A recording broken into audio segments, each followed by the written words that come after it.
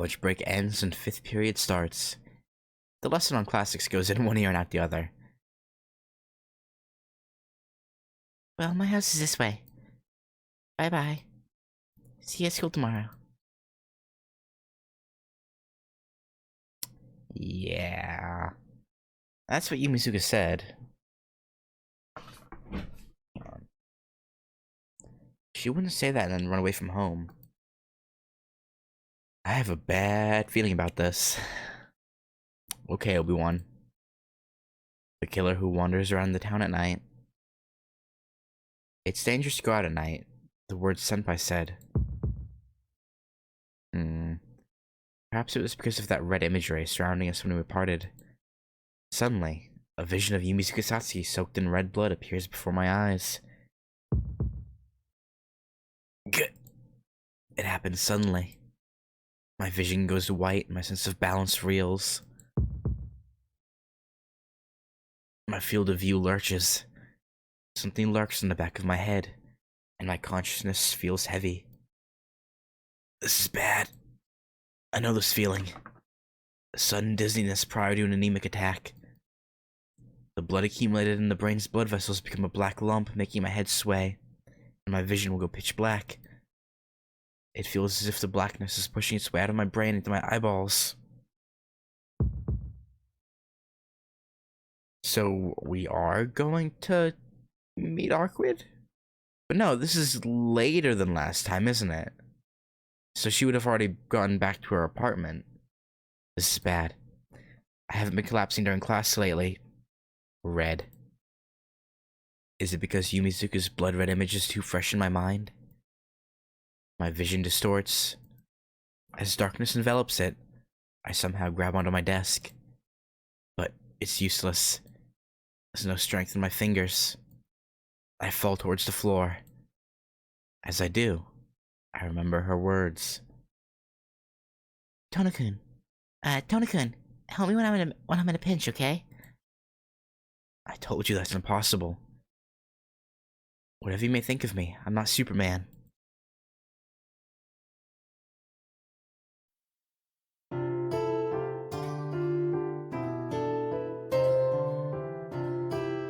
Okay, yeah, this is different. Whereas before he caught us in the classroom and it had the whole thing with him telling the teacher letting him go to take us to the nurse's office, it just skips to us in the hallway. Okay. Sorry for dragging you along with me, Arihiko. Yeah, I'm used to you collapsing without warning like that. Honestly, sleeping in the infirmary up to the very last minute? Just who do you think you are? You should have woken me up. There's nothing conscientious about letting me sleep until they lock us in the building. Shut up. You think I'm going to wake up a sick person? You just collapse again. Come on, we need to get back. It's already 7, you know. Okay, yeah, no, definitely not me, the Arquid. Haruhiko walks down the corridor, or at least yet, anyway. After that, I collapsed from anemia and was left to sleep in the infirmary. Time passed until school lockup time at 6:30 when I was woken by Haruhiko's punch. Yeah. And so we came to be walking along this deserted corridor. Hey. Hey, come on, Tono. What are you doing? Sorry, I'm coming. Yeah. I shake my still woozy head and follow Haruhiko.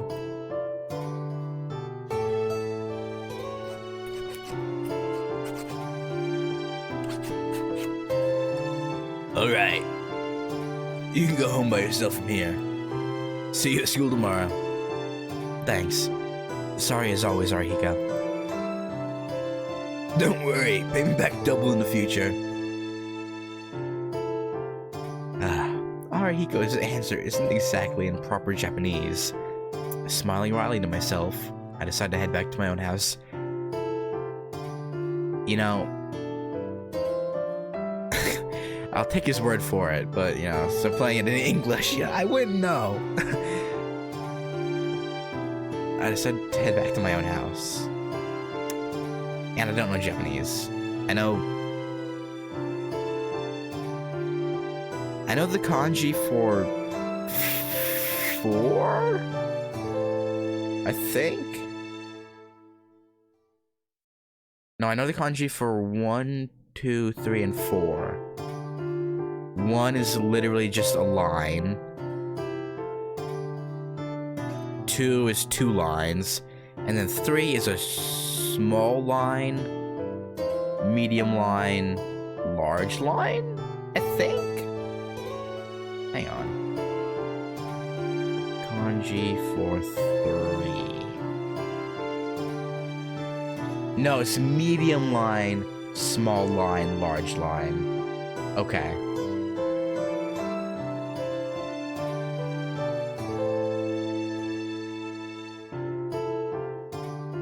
I reached the intersection. It's still 7 in the evening, but there's no one around. I guess because of the killer, fewer people go out at night. The only figure I can see now is the back of a woman far away. Stabby, stabby. Ah, a blonde? Oh no. Oh no. Whoa. The distant woman seems to be a foreigner. Even from far away, I can see her golden hair rippling as she walks. Maybe stabby, stabby? Oh no. It draws my eyes after her.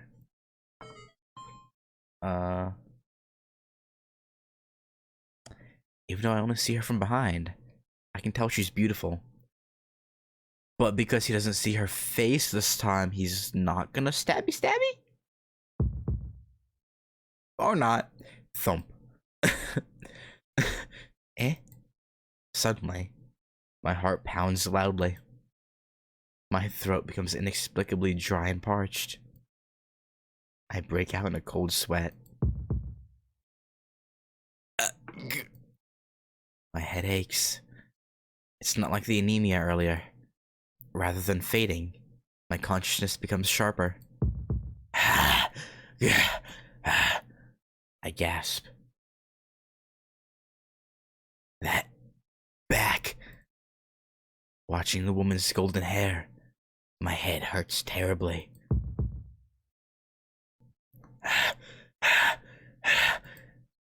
My thoughts feel like they're melting me into a haze. Or melting into a haze, not me. I will follow behind her, and then... What am I going to do after that? Stabby stab! The woman disappears into a group of apartments in the shopping district. I have to follow. I don't know why, but I think that. My legs move on towards the apartments. But before that...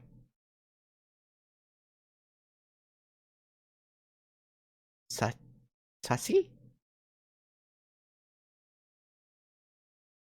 But she had red eyes. She didn't have red eyes before. That's a ruh-roh. That's a really big ruh-roh. Only for an instant. Out of the corner of my eye, I see the figure of Yumizuka Satsuki. I don't know if I said it last route or Arquid's route, but I was right. She was a victim. But not one of the ones who just died. She became one of the dead, I would assume? Maybe? Yumizuka-san? My head becomes clear. Yumizuka. It was only for an instant, but without a doubt, that was Yumizuka. Was she going towards town? What's she doing out at a time like this? I was so mad I didn't care if she disappeared or if she ran away from home. It's too dangerous for a girl to walk around town at night alone. Currently, yes. Yumizuka walks through the crowded town.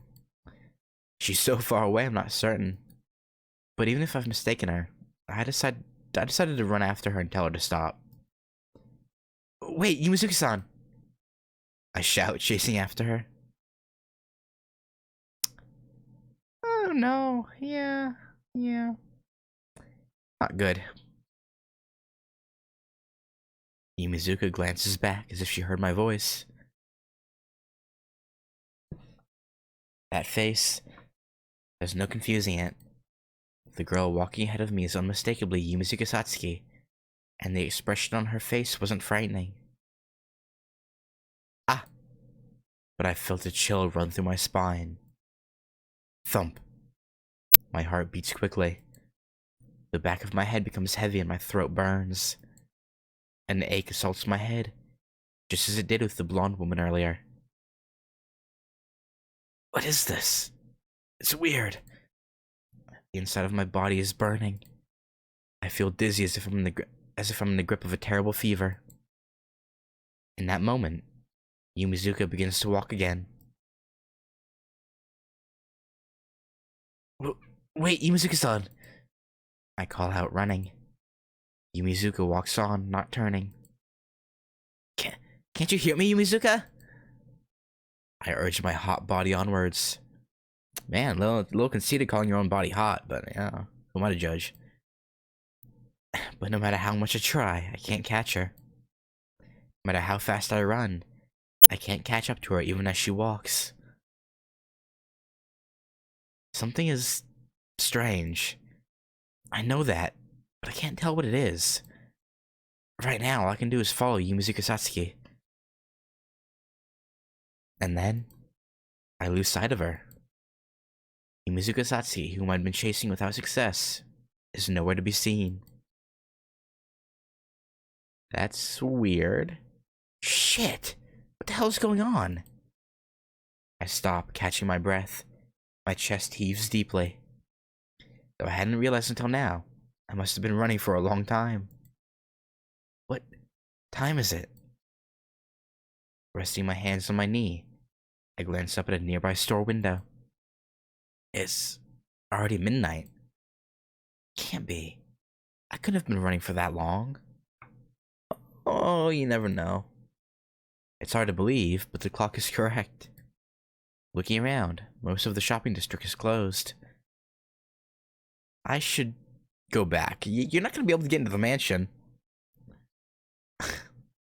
Even though I'm worried about Yumizuka, I feel like I won't be able to find her anymore. I chased her for almost 4 hours, calling her name all this time, but she didn't even respond. What was she thinking? With a big sigh, I decided to head back to the mansion. Very, very concerning. There's no one around. The shopping district sells some people, but the way back to the mansion should be completely empty. But it's not, is it? The words serial killer run through my mind. Midnight, walking through town alone. I might be an easy prey for such an attacker. Huh? A sound. Somewhere behind the building there's a sound. I think it's the sound of someone falling. The back alley? The noise came only once.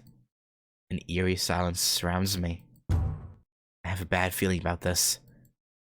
Did someone collapse in the back alley? Did the wind just knock something over?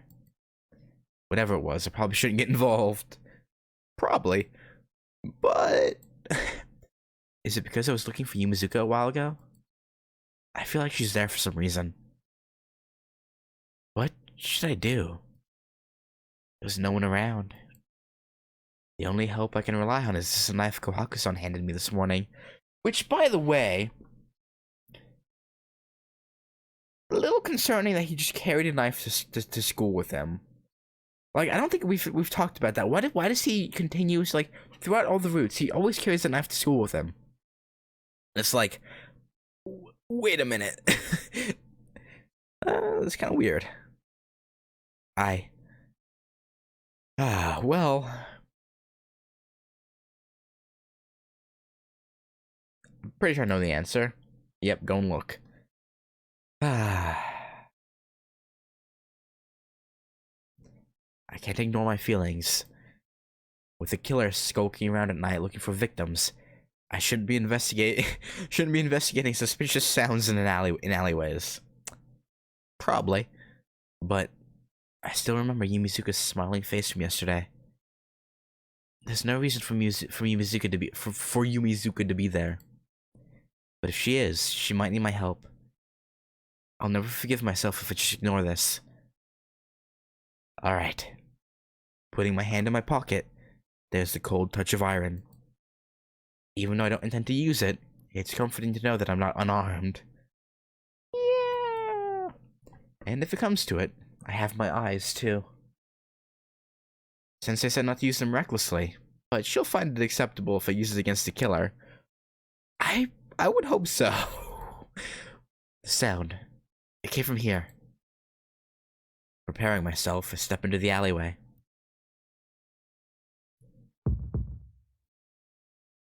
Hey, this is the alley that Arkwid chases us to. Thump. My heart pounds. The back alley is quiet. The noise came from the open area at the far end. Thump. The back of my head hurts, as if convulsing under the utmost strain. My racked spine hurts as if it's about to rip itself out of my body. Thump. Why is it? I can't think, yet my instincts shout at me. Thump. Don't go. Don't go any further. If you do, you won't be able to come back. Thump. But it's already too late. I step out of the back alley and into the open space. Eh? That weak voice is all that I can get out. The back alley is a single sheet of crimson. Limbs are strewn amongst the garbage and rubble. Not the limbs of dogs or cats or the like. They're human limbs, blood dripping from fresh meat and bone. The ground and the walls are painted with red blood. A heavy scent fills my nostrils. Thick, like a red fog permeating my body. The choking smell of blood. A face. A face. A face. A face on a severed head, rolling around with an expression of agony. A face shriveled up like a mummy, split in halves. A face with both eyes gouged out, so distorted I can't even tell if it used to be a man or a woman. Unable to make a sound, I merely gaze speechless at the corpses. No, it can't even be called human bodies anymore. Even a badly made sculpture looks better than this. There are 4 bodies. They roll around like scraps of leftover food. Ah! I gape in shock at the sea of bodies. The back of my head throbs, my throat's parched and my breath burns like fire. My fingertips quiver and my mouth distorts. What is this? What is this world before my eyes? Red. Yes. Before my eyes, everything is that terrible color. But I merely stand. No screaming. No fear. Like the scene of an accident in a movie, I only stare at the back alley. Undoubtedly, this is how my mind is protecting myself. Otherwise, I would have gone mad. My corpse against the wall moves. Is that good? No, that's wrong. It's not a corpse. It's not like the scrapped hands and feet. It's a living human being with limbs attached. I see something out of place. In this ghoulish spectacle, the response to seeing someone alive is more of astonishment than happiness. But if he's alive, I have to help him. Hello? With my mind still paralyzed, I step towards the living figure. Get! Pulling itself up from the sea, it raises its face toward me. A face like a dried out skull. I leap back reflexively, but the skull moves faster than I do. With a voice crying out, "Here! Here!" He jumps at me. Here! A hideous voice right next to me. Looking down, there's a large hole in the skull's throat, preventing him from speaking correctly. The dried up face, the dried up arm reaching for me. In the throat of this bag of bones, The vocal cords vibrate in accord with the ghastly voice. Wah! Desperately, I tried to tear him off me.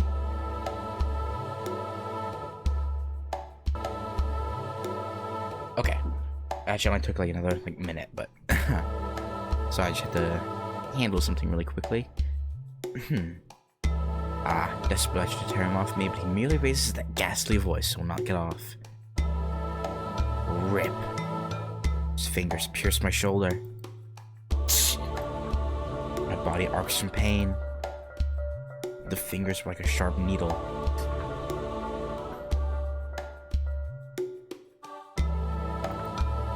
It shreds my skin mercilessly, scooping out nerves and flesh as it goes. The pain is so great that I can say nothing else. Though I try to tear him off me screaming, he's too strong.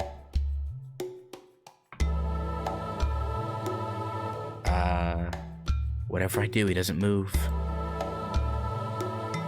With a creak, the skull's jaw opens. The mouth opens wide enough to rip off my shoulder with a single bite, and he approaches my face as if saying, I don't want to die, somebody save me. I can't even say stop. The guy made only of skin and bones tries to bite my head, and suddenly, he collapses. The awesome power vanishes. The bag of bones in a person's form crumples to the ground and disappears. Softly. It hasn't been said. Softly, like a bad dream, it turns to ash and blows away. The hell is this? Pain runs through my shoulder. My own blood flows down my back. The pain is real. So this must be real. A terrible nightmare. But it can't be a nightmare because it's not a dream. Tono-kun, it'll be dangerous if you stay there. I turn towards the voice behind me. At the mouth. The mouth of the alley where I came from, I see Yumizuka Satsuki. Yumizuka? Good evening. Fancy meeting you in a place like this, huh? As if we had merely bumped into each other in the mall, Yumizuka greets me lightheartedly. Yumizuka, what are you doing out at a time like this? Oh, just going for a walk. But what's Tono-kun doing? Killing so many people like this is bad, right? Yumizuka says with a light smile, we didn't kill these people. Killing so many people. Look around me. And I remember the tragic scene I'm surrounded by. In a sea of blood. Tonoshiki stands aghast like a murderer. No! This wasn't me! Oh, of course it was. Everyone's dead and Tono-kun's alive. So obviously Tono-kun must have killed them. No. No way. He just attacked me. I pointed at the monster that attacked me moments ago. But nothing's there. Even the ashes of the bones have been blown away by the wind. I swallow my breath. Yumizuka is chuckling. This wasn't me! My head is paralyzed, and can only manage a broken laugh. I understand. I understand. I can think clearly, but can't put my thoughts into words. For example, why is Yumizuka at a place like this after running away from home? No, I'm pretty sure she's just one of the dead being, like, controlled or something. Or something else entirely. Definitely not human, though. For example, why is Yumizuka laughing in the face of this tragic scene? Yumizuka-san, Yeah, I know. You just interrupted someone's meal. I'm sorry for sounding mean. I always act against my feelings, so I'm always acting like this to you. Yumizuka is still laughing. It's so inappropriate for this scene, I feel a chill. Yumizuka doesn't move from the entrance of the alley. Her arms are positioned strangely, as if she's hiding something behind her back. And looking closer, there are spots of something red on her sleeve. Satsuki? Yumizuka, you... What is it? Your face looks scary, Tona-kun. She laughs again. No. Somehow, this girl cannot be Yumizuka Satsuki. Yeah. Yumizuka, why are you hiding your hands like that? Ah, have I been found out? I guess you're too observant to miss that, huh? I've always liked it about you, Shiki-kun. Yeah? After emphasizing the Shiki-kun, she brings her hands out. Both hands are dyed crimson.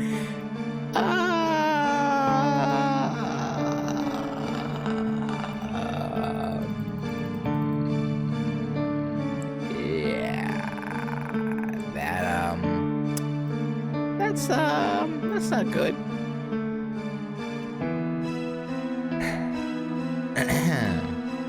Not yet dry.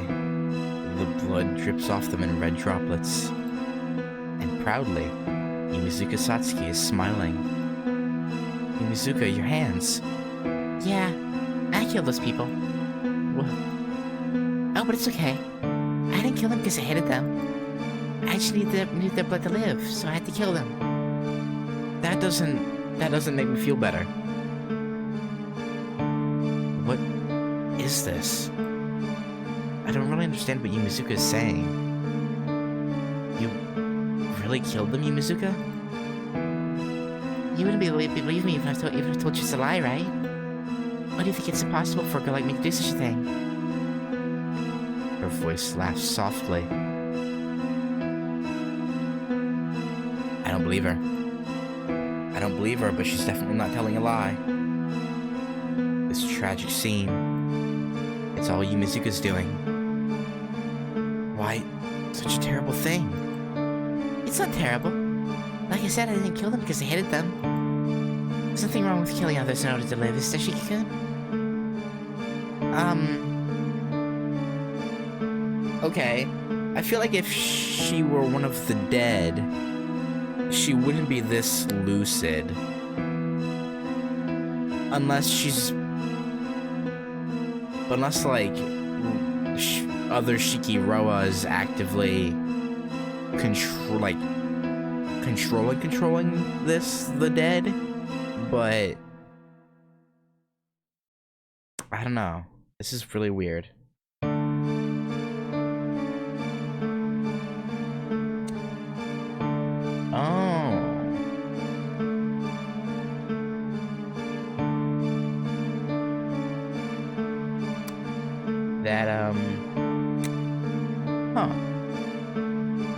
Yeah, no, that would explain why she's lucid.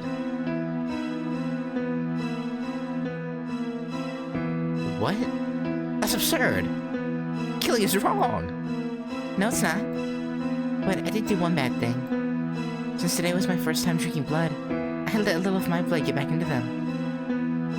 Because of that, you got attacked, Shiki-kun. So what? I'm sorry for getting you involved.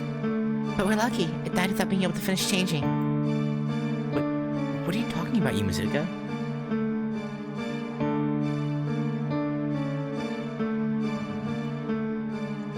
It's okay if you don't understand right now.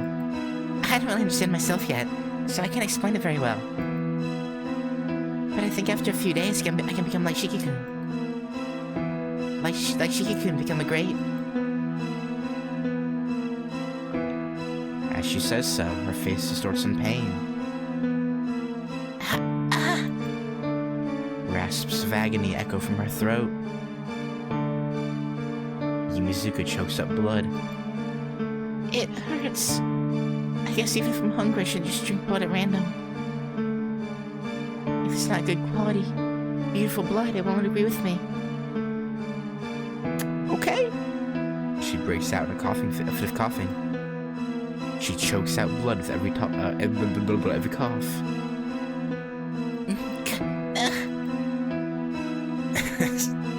Yumizuka's body convulses. I don't really understand. All I know is Yumizuka's in terrible pain. That's all I can clearly understand. Hey, are you okay, Yumizuka? I run towards her to take her hand. No, don't come any closer, Shiki-kun. But Yumizuka's voice stops me. You mustn't. I'm not entirely okay, Shiki-kun. She speaks painfully, still vomiting red blood. Yumizuka, you... I don't understand. Why Yumizuka's in pain, or why she's like this. What the hell is going on? You said you killed those people, but it's a lie, right, Yumizuka? If you're in that much pain, shouldn't you be in a hospital? I'm fooling myself. Even though I understand Yumizuka brought about this tragic scene, I still lie to myself. Yumizuka, I'm coming over there, okay? I speak gently, but Yumizuka shakes her head in violent refusal. Why? If you're in pain, we have to get you to the hospital right away. Shiki-kun, you're not getting it. You really never understand anything. Idiot! I told you before, I don't understand. Ah, yeah, you did, didn't you? But you're still here. Yumizuka begins to pull away.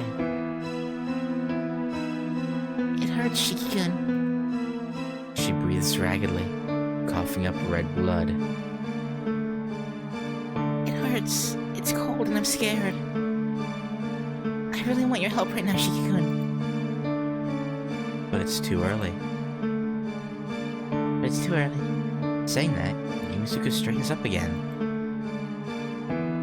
Wait for me, okay? I'll go become a great vampire, then I'll come back and see you. Wait, Yumizuka! So she's under the impression that Shiki's a vampire. I assume. But why?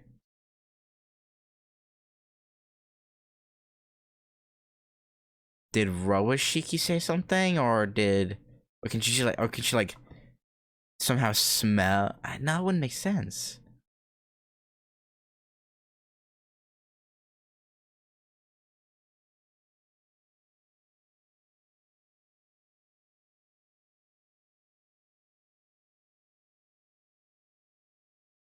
Yumizuka's gone. So she thinks he's like, okay, but why though? Why does she think he's...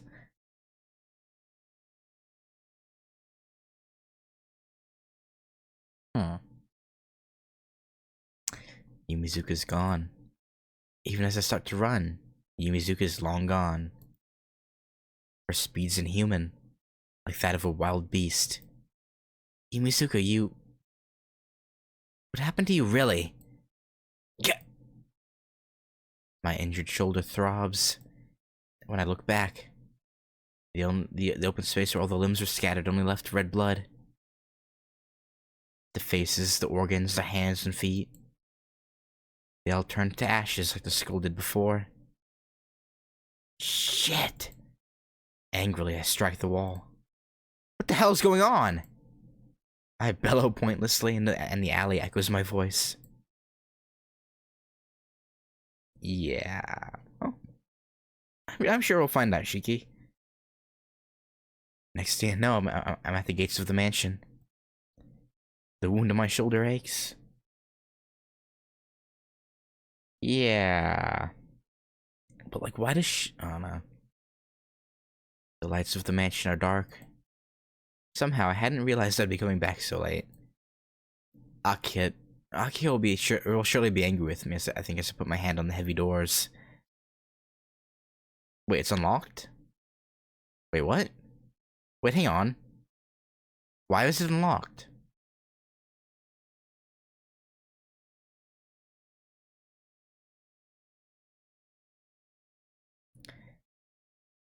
I assume it's because they probably got a call from the school saying he collapsed from anemia.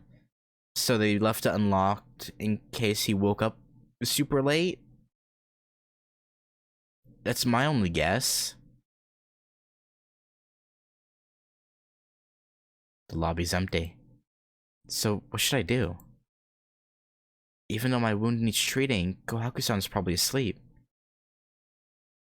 Nissan? Akiha?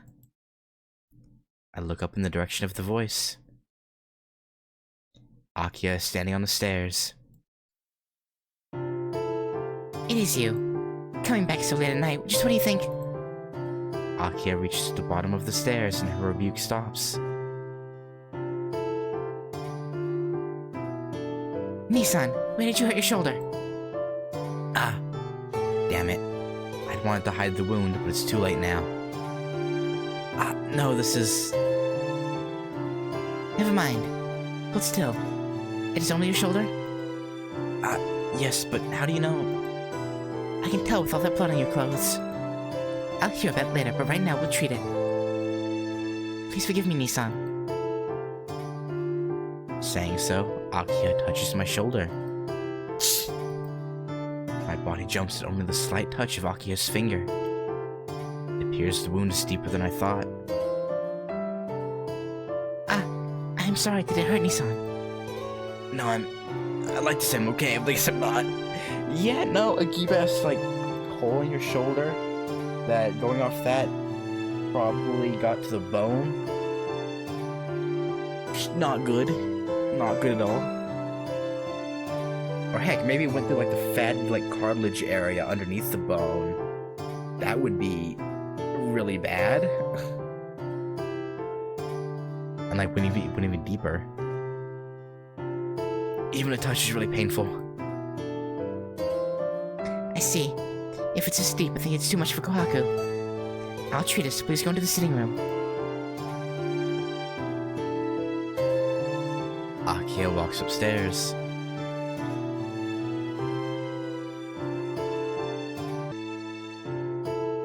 Phew. I turn on the sitting room lights and sit on the sofa. The wound on my shoulder hurts and begins to become unbearable. Sorry for making you wait. I'll treat the wound, so please relax. Akiha comes in holding a first aid kit. I don't think that would really help on this wound, but I guess I should at least get it disinfected. Yeah. Akiha moves behind me and begins to treat the wound. The uniform, damp with blood, is cut away with scissors, and the wound is exposed and disinfected.